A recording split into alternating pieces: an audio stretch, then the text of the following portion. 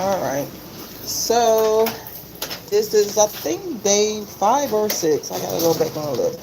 Let me put this down. All right. So beware of buying into a condominium that is a one-story unit that is um, more like townhouse villas. So you can see how my neighborhood looks.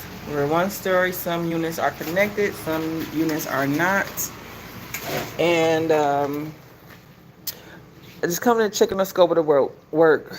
But currently, I am still going back and forth with the association that I live at and the management company, which is Vistacam in Maitland, Florida. Um, that I need housing until this work can be completed.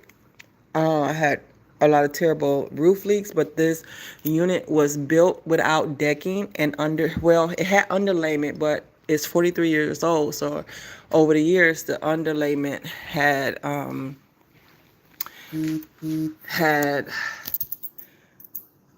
withered away, deteriorated. And when I purchased, there were, big evidence, patches where there had been leaks. And being at a condominium, you only are responsible for in walls when you're in the condominium. So you're responsible for the interior of your unit, and in your bylaws it states what your responsibility is and what the board association is responsible for. But understand, when you buy into a condominium, you, as far as costs, the owners who buy into this are still responsible for all the costs because our dues pay for those things. But the board that's in place, which are volunteers, they are. Let me take you back here and see it. They are held responsible for. Let me turn this light on. For maintaining, right? So that means when you buy into this, it's supposed to be maintained. It's, they're there to make sure that all things are taken care of, not just getting anybody's price or not doing their due diligence. If you volunteer to be on the board, you're doing your due diligence, and then thinking about the trajectory of um, the community. And we have a lot of retired people in our community, and that being said, oh goodness. So this is my daughter's room. And this is where I would smell a lot of the mold. So right now the property is going through mold remediation. And this is where they took down the drywall where there was a lot of moisture. They tested and it did come back that it has mold in the unit. Mold was in the ductwork. Now the ductwork, the electrical, um, in the walls, and the plumbing is the responsibility of the association to maintain. That has not been going on in this community for the 43 years old. It's been a lot of patching, and you know what happens when you just patch something. At some point, it's going to get to the point where the lifespan of it, you can't just continue to patch a place. You need to make sure you're maintaining it properly, and that's not what has been done. So now I had to file a violation with the city for them to come out and inspect this unit. And when they came and inspected, they're deemed that they were supposed to replace the roof. The roofs have not been replaced in 43 years. So as you see now, I do have decking.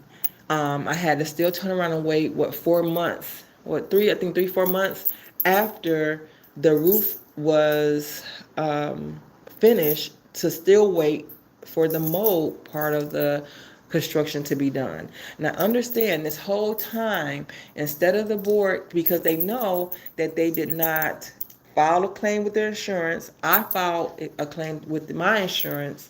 Um, I filed a claim with my insurance, two different companies, twice, and they denied me.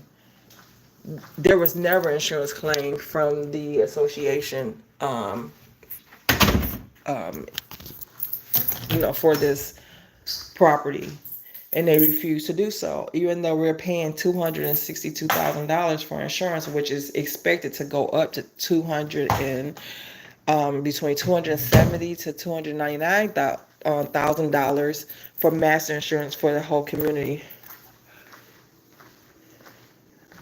So this is not a place where I can um, live in right now.